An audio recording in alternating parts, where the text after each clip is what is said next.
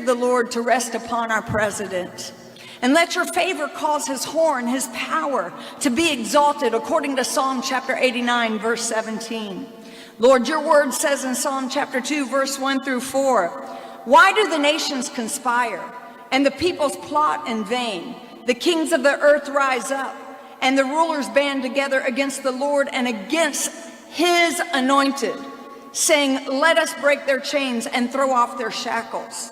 The one enthroned in heaven laughs. The Lord scoffs at them.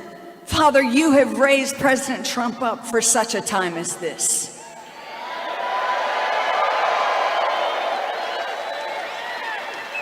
You are a God that reveals secrets. So reveal the secret and the deep things to President Trump, according to Daniel chapter 2, verse 22. Make known unto him the mystery of your will.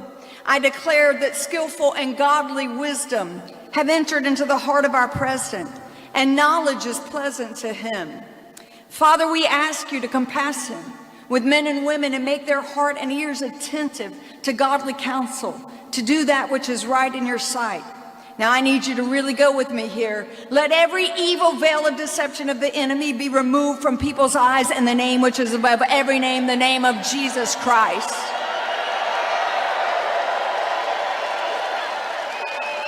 For you said in your word, so I'm going to deal with some principalities now, okay? Because you said in your word in Ephesians chapter 6, verse 12, that we're not wrestling against flesh and blood, but against principalities, powers, against rulers of darkness of this world, against spiritual wickedness in high places. So right now, let every demonic network that has aligned itself against the purpose, against the calling of President Trump, let it be broken, let it be torn down in the name of Jesus. Let the counsel of the wicked be spoiled right now.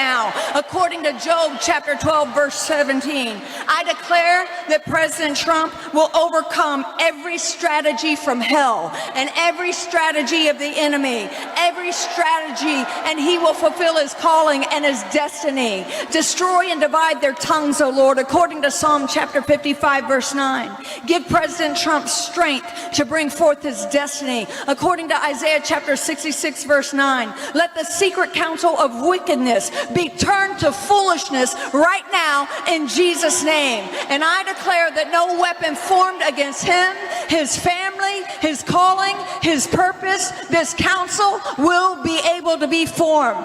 Now I declare that you will surround him and protect him from all destruction.